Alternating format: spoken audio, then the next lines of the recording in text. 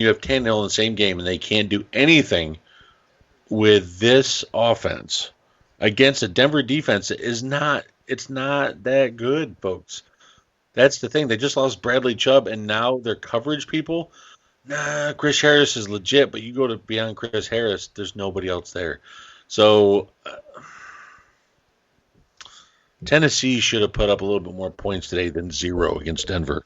So I'm going to go ahead and say I think Tennessee I hate saying this, but I think Tennessee might finish towards the bottom of the division if they keep playing like this.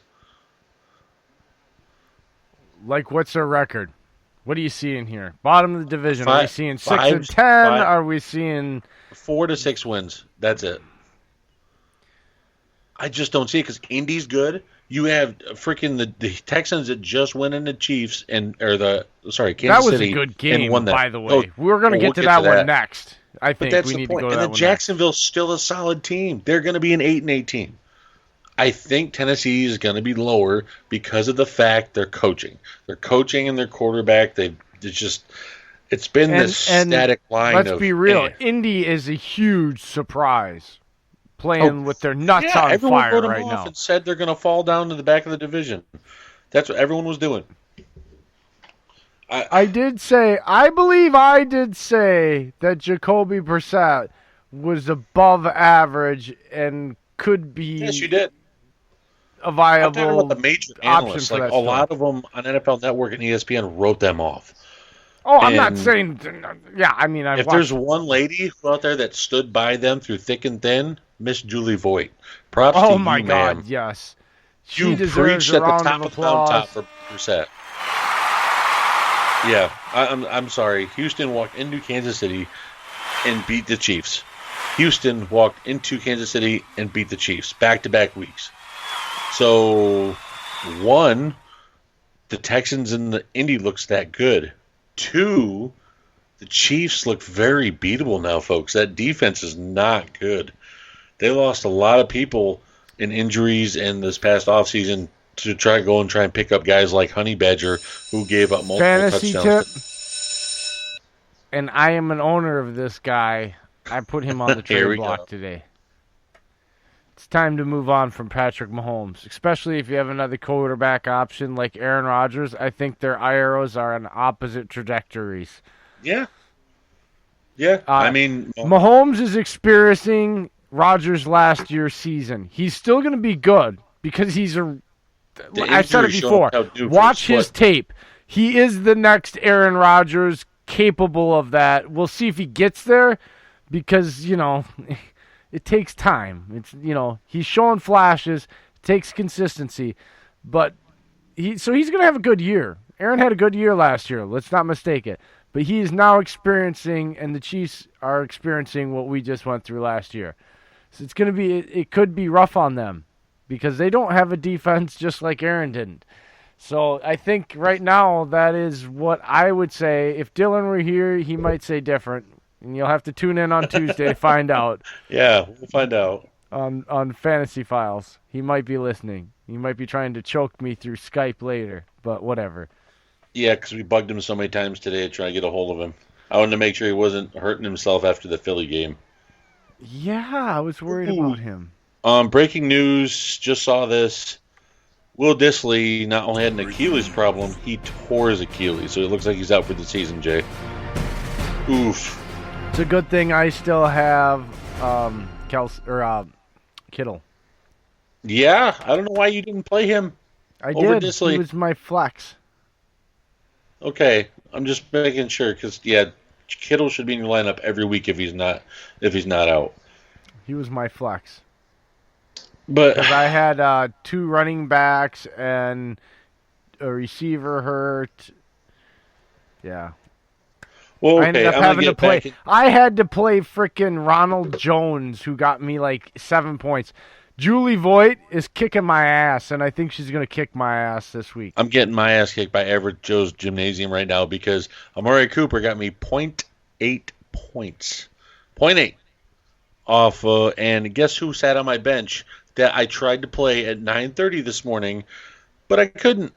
Because you were too late? Yep. I tried to put in Terry McLaurin. Got me 25 points. It probably would have won me the game. Yeah, ouch. Won me this week. Yeah, 25 points. So see, shame on me, folks. This is why they can't have football at 9:30. It's just too early for fantasy adjustments. I don't mind it. It's just I was thinking about taking out Mike Evans, but then I looked and I saw Amari Cooper, and then I held on to Amari because I'm like, oh my God, they're facing the Jets. The Jets secondary's given up some points recently. Okay, we're going to sit with Amari. Not even a quarter in. Amari Cooper down out of the game. Well, son of a... anyways, folks, getting back to it, Tennessee needs to move on from Mariota at some point. Move on from Vrabel. That was a tough loss to watch. Denver, props to Fangio for righting the ship. You got back-to-back wins. So, I mean, they beat the LA Chargers last week, and then now they win this week. So, two-game win streak for Vic Fangio. I've always been a fan of his, even though he's been a Bears defensive coordinator, because he's one of the few coordinators that's a Rodgers whisperer. So, props to him. Yeah, but... I'm not saying Denver's amazing, but he seems to be one of those coaches that doesn't want to adapt. And I'm talking about... He's an older coach. Look, I know, but you know what? I'm sick of that because Arians is what? 60. Yeah, Carroll and Arians. Carroll's 67. Belichick is, these guys are all adapt, okay, on some level. They have a philosophy, but it's an adaptable one. And now you're seeing young coaches, a few of them, adapting. Now, I will say this. I think Shanahan is doing a good job adapting because you saw what he went through with his quarterbacks last year, and he's very competitive even in the games he lost, right? We saw it, Green Bay, the game, right? Third string. I think we're finding out that it was more the Gurley show than it was the genius of McVay. And I think it was more the defense being steady and having a lot of depth. And now it's got a lot of names, but not a lot of depth. And so when they get injured, they're playing virtual nobodies. And it's creating huge holes. It's creating a problem. I think LaFleur is already showing he's adaptable. So I think there's a little bit of both in the age categories is all I'm trying to say. I just think I think the common theme is adaptability. It's not about age, and I guess that's my point, is because everybody harps about this guy's old, this guy's young. No, it's a philosophy, and it's about modern football, is to look at what you got, look at what's working, get rid of what's not working, or figure out players that can make what's not working work.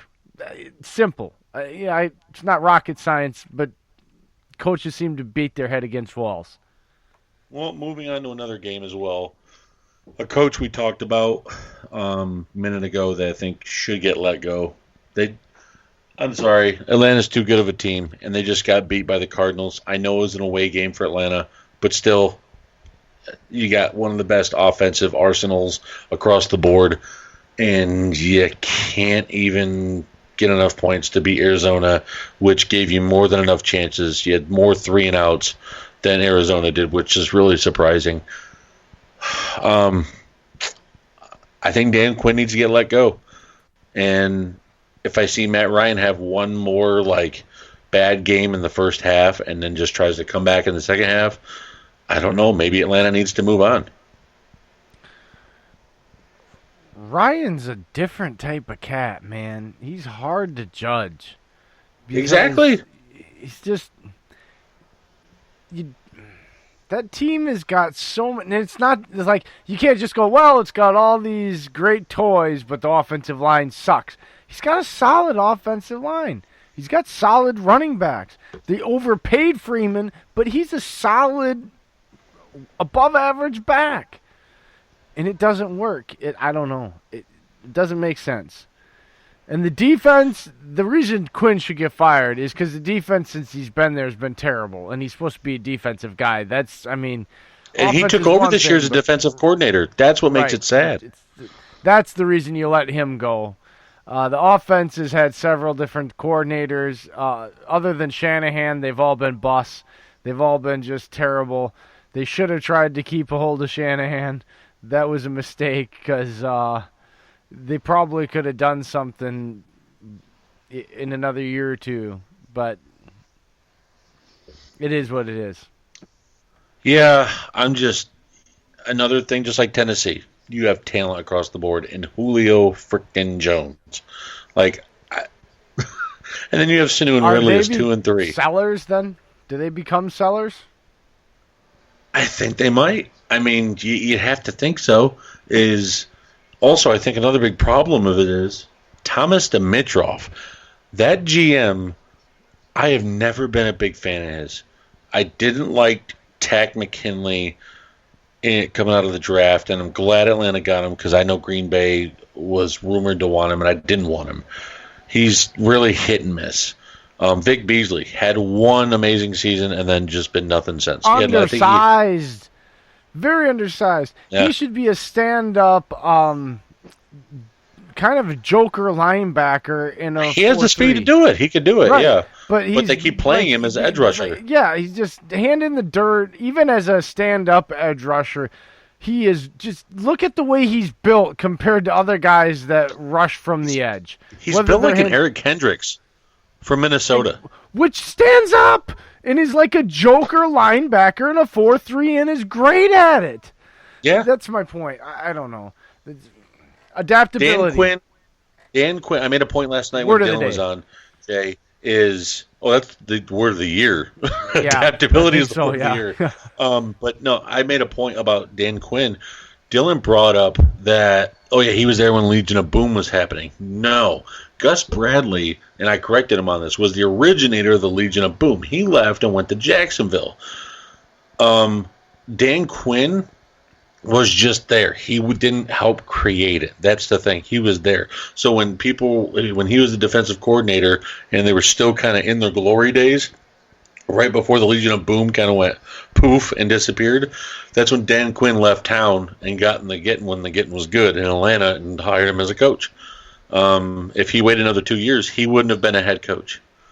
Dan Quinn was the defensive coordinator when they lost to the Patriots because Gus Bradley was there the year before and went after they won when they destroyed Peyton Manning and the Broncos 48-8.